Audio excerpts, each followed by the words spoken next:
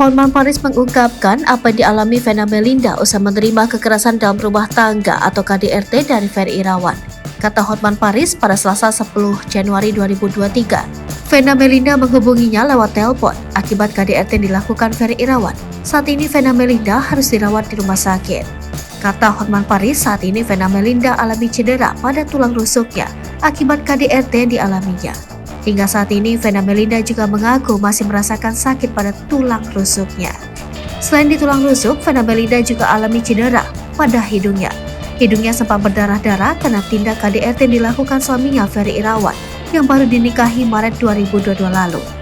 Namun, Hotman Paris sendiri belum merinci apa penyebab dan kronologi KDRT yang dialami Vena Melinda.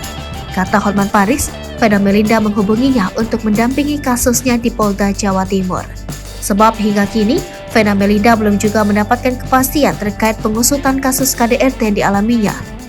Kepada Hotman Paris, Vena Melinda mengaku kecewa dan bingung dengan Ferry Irawan suaminya dan pelaku KDRT yang hingga kini belum kunjung ditahan oleh kepolisian.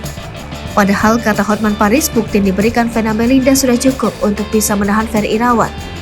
Hotman Paris pun meminta Kapolda Jawa Timur agar kasus Vena Melinda menjadi perhatian.